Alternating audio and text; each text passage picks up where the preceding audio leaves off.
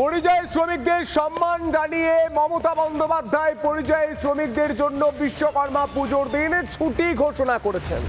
মমতা বন্দ্যোপাধ্যায় পরিযায়ী শ্রমিকদের জন্য কতই না করছেন। কখনো বলছেন ৫,০০০ টাকা দেব, ভিন রাজ্যের কাজ ছেড়ে এ রাজ্যে এসে কাজ করুন। কখনো বলছেন আপনাদের সম্মান জানিয়ে আজকের দিনটা ছুটি। কিন্তু মমতা বন্দ্যোপাধ্যায়, আপনি একটা জিনিস বলুন তো, এই রাজ্যে কাজের সুযোগ তৈরি করে দিলেই তো ল্যাটা চুকে যায়। ৫,০০০ টাকাও দিতে হয় না, ছুটিও দিতে হয় না, সেটা কেন আপনি করছেন না বলুন তো? দেখুন, সকল পরিযায়ী শ্রমিক বাংলার বাইরে কাজ করছে, তাদের পুনর্বাসনের জন্য আমরা একটা পরিকল্পনা গঠন করেছি। এই পরিকল্পনাটার আমরা নাম দিয়েছি শ্রমশ্রী। এককালীন ভ্রমণ সহায়তা সহ আমরা ৫,০০০ টাকা দেব।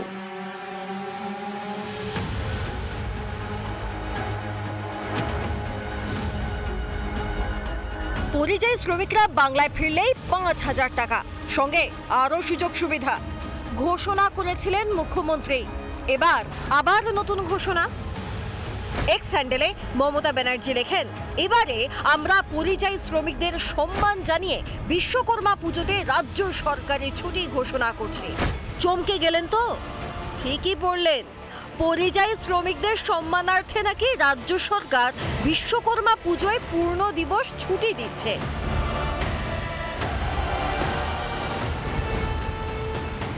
কি মজাদার বিষয় না? যাদের সম্মানার্থে ছুটি দিচ্ছেন তারাই এই ছুটির মজা উপভোগ করতে পারবে না, কারণ এই পুরা রাজ্যে কাজ না পেয়ে পেট চালাতে ভিন রাজ্যে পাড়ি দিচ্ছেন তারা।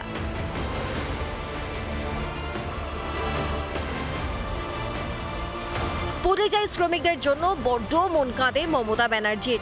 তা মাননীয়া, ঘরের ছেলেদের ঘরে রাখতে তো কর্মসংস্থানের ব্যবস্থা করতে হয়, তা সেই চাকরির ব্যবস্থা হবে কবে?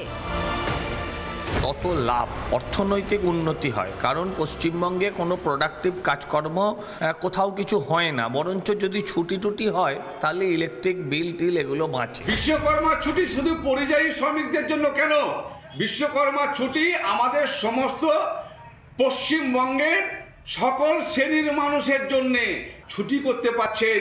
পরিযায়ী শ্রমিকদের জন্য চাকরির ব্যবস্থা করে নিয়ে আসুন। মমতা ব্যানার্জি কি উত্তর দেবেন, নাকি ভোটের আগে ভোটারের মন জিততে শুকনো আশ্বাসই দিয়ে যাবে রাজ্য সরকার? রিপাবলিক বাংলা। নানা ধরনের কন্টেন্ট দেখার জন্য লাইক করুন, শেয়ার করুন আমাদের ফেসবুক পেজ, সাবস্ক্রাইব করুন আমাদের ইউটিউব চ্যানেল। পাশাপাশি অন্যান্য ব্রেকিং নিউজের জন্য অবশ্যই চোখ রাখুন রিপাবলিক বাংলায়।